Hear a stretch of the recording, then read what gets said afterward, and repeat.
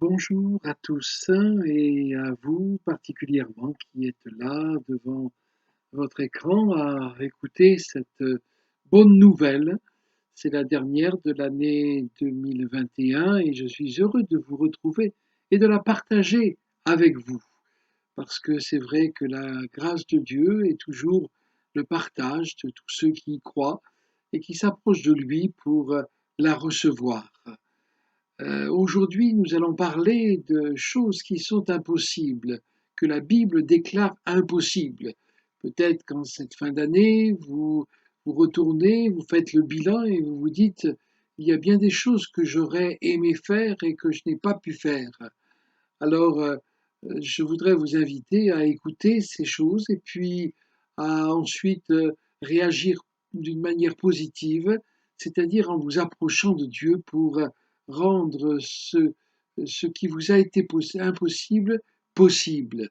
La première chose que la Bible déclare impossible, bien que Napoléon ait osé dire impossible n'est pas français, cette première chose, nous la trouvons dans l'Épître aux Hébreux, au chapitre 11 et au verset 6. Il est écrit, sans la foi, il est impossible d'être agréable à Dieu. Donc tout de suite, la cible est repérée et nous pouvons la voir. La cible, c'est placer notre foi en Dieu.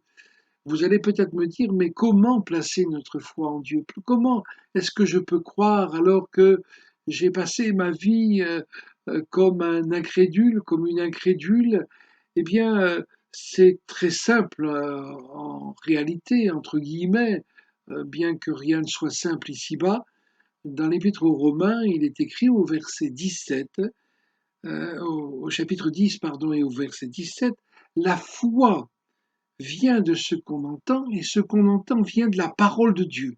Donc en lisant la parole de Dieu, en écoutant la prédication de l'Évangile, la foi peut naître dans votre cœur ou renaître dans votre cœur et vous permettre ainsi de vous approcher de Dieu et de lui être agréable, c'est-à-dire qu'il puisse vous accepter dans sa présence et répondre à votre besoin, aux besoins les plus intimes de votre vie et vous pouvez le voir agir d'une manière concrète dans votre existence.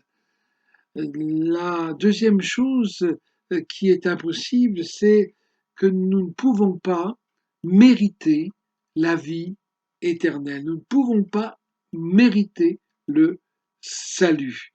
Aux hommes, cela est impossible, dit Jésus dans l'évangile de Matthieu au chapitre 19 et au verset 26, après avoir reçu un jeune homme riche, avoir parlé avec lui, et puis que ce jeune homme a refusé son invitation, sa proposition de le suivre en laissant tout derrière lui. Ses disciples ont été étonnés et ont dit, mais qui peut hériter la vie éternelle? Et Jésus a dit, mais aux hommes, cela est impossible. Mais la vie éternelle, il est possible de la trouver encore auprès de Dieu, auprès de Jésus. Ce texte de l'évangile de Jean, chapitre 3 et au verset 16, est très précis. Dieu a tant aimé le monde, et à la place du monde, eh bien, mettez votre nom, qu'il a donné son Fils unique, c'est-à-dire Jésus, afin que quiconque croit en lui et quiconque là encore mettez votre nom, ne périsse pas, mais qu'il ait la vie éternelle. Jésus a donné sa vie sur la croix pour que, en croyant, nous recevions cette assurance du salut de notre âme et de la vie éternelle auprès de Dieu, donc pour l'éternité. Il est impossible aussi d'entrer dans le royaume de Dieu sans naître de nouveau. C'est ce que Jésus déclarait avec un religieux qui s'appelait Nicodème et qui était venu le trouver de nuit pour parler avec lui parce qu'il se posait des questions, parce qu'il voulait avoir des réponses et il est venu voir la bonne personne. Peut-être que vous aussi, vous vous posez plein de questions concernant les choses de Dieu, concernant l'éternité, concernant votre vie après la mort. Eh bien, Jésus disait à Nicodème, Jean chapitre 3, verset 3, à moins de naître de nouveau, personne ne peut voir le royaume de Dieu. Qu'est-ce que cela veut dire?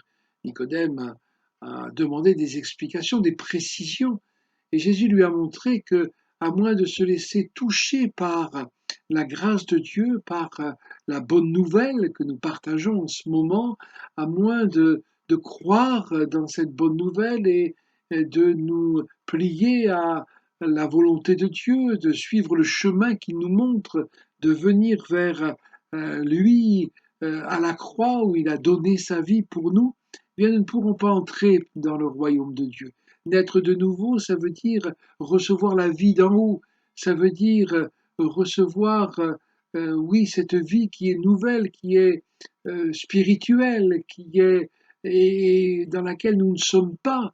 Aux yeux de Dieu, nous sommes comme morts et spirituellement, tant que nous n'avons pas ouvert notre cœur à la grâce de Dieu, au message de l'Évangile, au tout accompli de Jésus sur la croix du Calvaire. Eh bien, aujourd'hui, c'est possible d'entrer dans le royaume de Dieu, de voir le royaume de Dieu, si nous acceptons de passer par cette nouvelle naissance. Il est impossible de se purifier soi-même. Dans le livre de Jérémie, chapitre 2, verset 22, voici ce que dit le Seigneur, même si tu te lavais avec du nitrate, même si tu employais beaucoup de savon, ta faute resterait marquée devant moi, déclare le Seigneur l'Éternel. Non, nous ne pouvons pas nous changer nous-mêmes, nous ne pouvons pas effacer le mal qui est en nous, les mauvais penchants, les, les, les mauvais, les chaînes qui sont les nôtres, nous ne pouvons pas les briser.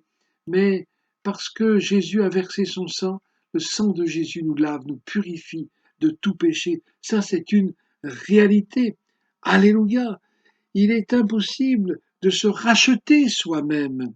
Ils ne peuvent se racheter l'un l'autre, ni donner à Dieu le prix de leur rançon. Le rachat de leur âme est cher et n'aura jamais lieu. Psaume 49, versets 7 et 8. Oui, bien sûr, nous sommes précieux, notre âme est précieuse, notre vie est chère, et parce qu'elle est chère, nous n'avons pas de prix pour la racheter, parce que nous sommes vendus au péché, vendus au mal, vendus aux ténèbres. Alors à cause de cela, Jésus, lui, a donné sa vie, il a payé de sa vie, cette vie précieuse, il l'a donnée afin de nous racheter. Quelle bonne nouvelle! Alléluia! Il est impossible de se sauver soi-même. C'est par la grâce que vous êtes sauvés, par le moyen de la foi, et cela ne vient pas de vous, c'est le don de Dieu. Ce n'est pas par les œuvres afin que personne ne puisse se vanter. Éphésiens chapitre 2 versets 8 et 9. Nous ne pouvons pas mériter quoi que ce soit. Nos bonnes œuvres ne peuvent pas compenser le mal que nous avons fait. C'est pour cela que le Seigneur nous demande de redevenir comme de petits enfants, de croire simplement à sa grâce et de nous laisser prendre en charge par son amour, de nous laisser aimer par lui, de nous laisser sauver par lui. Et puis enfin, j'aimerais citer une dernière impossibilité que nous trouvons dans la Bible. Il est impossible d'échapper à Dieu si nous négligeons son salut. Oui, bien sûr, il est impossible d'échapper à la colère de Dieu, mais j'aimerais vous inviter à ne pas essayer d'échapper à son amour. C'est cela qui est important, c'est cela qui est proposé à notre âme aujourd'hui. Comment échapperons-nous si nous négligeons un si grand salut? Hébreux chapitre 2, verset 3. N'essayez pas d'échapper à Dieu. Le Seigneur vous poursuit parce qu'il vous aime.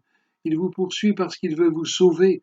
Il continue à vous parler parce qu'il veut que votre vie change et que vous trouviez la paix, la joie, le bonheur, l'assurance de la vie éternelle.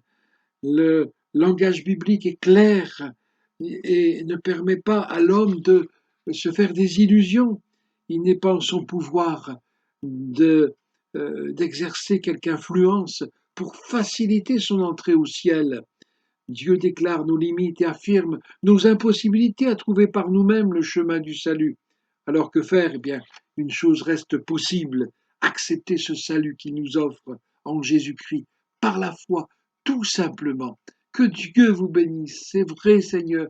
Bénis tous ceux qui ont entendu ce message, cet ami, cet homme, cette femme, ce jeune, cet enfant peut-être, ou cette personne âgée qui est là de l'autre côté de l'écran, Seigneur, et qui a besoin de toi, besoin de découvrir en toi la vie, besoin de découvrir en toi son salut, besoin de découvrir en toi une vie nouvelle, une existence différente qui vaut la peine d'être vécue.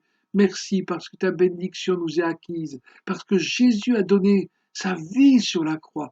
Bénis-le, Seigneur, et que même avant la fin de cette année qui est là dans quelques heures, Seigneur, eh bien, il puisse te recevoir et que les jours qui sont devant lui puissent être bénis, remplis de toi, de ta grâce, de tes richesses. Oh, gloire à ton nom, Seigneur. Amen. Que le Seigneur vous bénisse et j'espère à une autre fois.